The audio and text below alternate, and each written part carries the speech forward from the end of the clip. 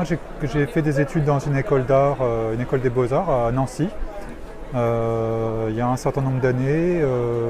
J'ai bifurqué, on va dire que j'ai quasiment arrêté de dessiner pendant des années et à la trentaine, je me suis remis à dessiner un petit peu tout seul chez moi le soir, en dehors de mes heures de travail. Et j'ai fait un petit dossier que j'ai envoyé à des éditeurs et du coup j'ai eu des boulots d'illustration jeunesse. Donc j'ai fait d'illustration de jeunesse pendant une petite dizaine d'années jusqu'à petit à petit me rendre compte que la BD ça m'intéressait et j'ai découvert, vraiment je me suis plongé dans la BD, j'ai découvert des auteurs que je ne connaissais pas sur le tard à la quarantaine. Et puis voilà, donc à la quarantaine passée, j'ai publié mon premier album. Je crois que c'est effectivement des retours que j'ai eus de lecteurs qui me disaient mais vos livres, ils parlent d'effort, ils parlent de dépassement de soi, de ce côté épique, etc. Et moi, le moment où j'ai construit, je ne m'en rendais pas forcément compte. Pour moi, c'était des histoires qui étaient... il y avait une sorte d'évidence, d'envie de raconter ces histoires.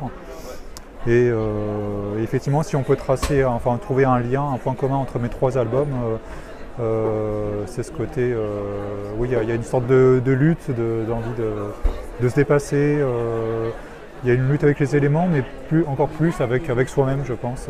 Alors, par le plus grand des hasards, en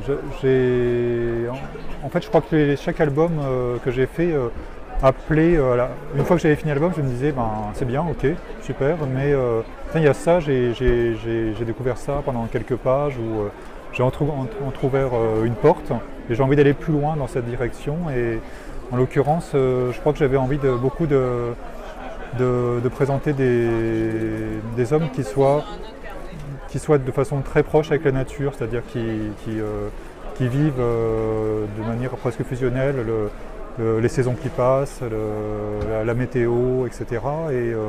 Et j'avais un peu dans l'idée de faire une histoire à la Robinson Crusoe. Et j'ai cherché, je me suis dit tiens, est-ce qu'il n'y a pas eu déjà dans le passé, dans l'histoire des événements qui pourraient m'inspirer, et je suis tombé donc sur un petit article qui mentionnait la création d'une colonie par des anarchistes dans une forêt dans les Ardennes vers 1900. Et puis voilà, ça a titillé ma curiosité et je suis parti là-dessus. Plus jeune, ça aurait pu être un fantasme, quoi. Peut-être adolescent notamment. Je crois que c'est quelque chose qui a pu me traverser l'esprit de tout quitter et puis d'aller m'installer dans les bois ou je sais pas, vivre un peu à la sauvage. Et ouais. Et après coup, là c'est un petit peu passé, mais le fantasme est resté. Je crois que c'est déjà un peu ma manière naturelle sans doute d'avoir envie de raconter des histoires. Et c'est vrai que généralement j'évite d'apporter une intrigue trop présente. C'est-à-dire qu'il n'y a pas, même la façon dont je vais raconter une histoire, je pense que c'est très linéaire, c'est-à-dire que j'utilise la chronologie en général. Et puis voilà, j'essaie de parler d'une chose à la fois, donc de simplifier beaucoup les événements. Et je crois qu'à partir de ça, j'essaie de capter une certaine humanité, une certaine réalité des choses à ma manière, quoi.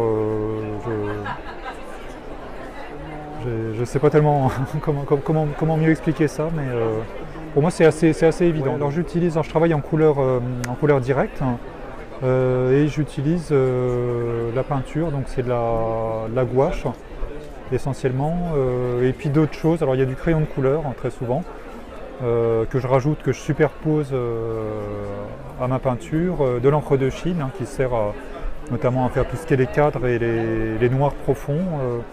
Je peux aussi souvent, par exemple, travailler par superposition. Je vais commencer par faire une sorte de lavis d'encre de Chine pour avoir tous les valeurs de gris, de noir, etc. Et par-dessus, je vais mettre des couleurs. C'est une technique, curieusement, qui est très proche qui a des points communs avec la peinture classique. Donc ça prend du temps, hein. C'est assez laborieux. Mais c'est très vaste en fait, hein. Je crois que c'est très éclectique en plus. Et j'ai l'impression d'avoir des influences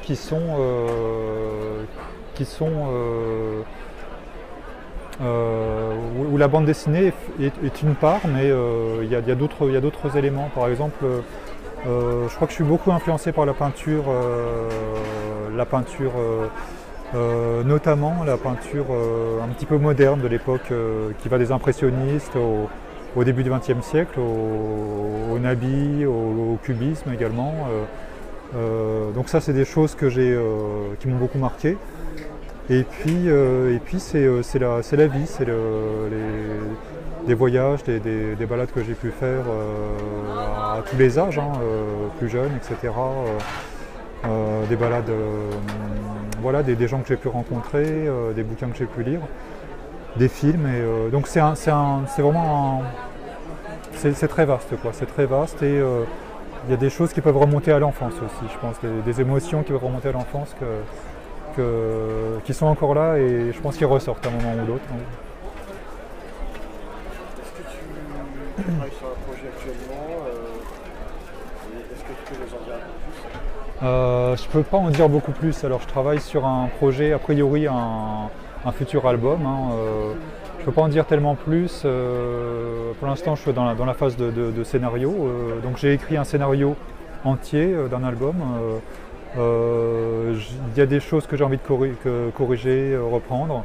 Donc c'est un petit peu en cours et pour l'instant c'est très fluctuant encore. Ça peut partir dans une direction, dans une autre.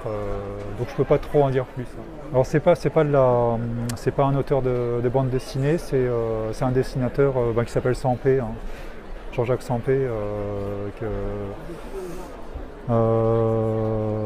Voilà, pour moi il fait partie de ces quelques auteurs. J'ai l'impression qu'on a beaucoup essayé d'imiter, j'ai l'impression qu'on n'arrive pas à l'égaler, quoi. Alors que ces dessins ont l'air d'une simplicité absolue.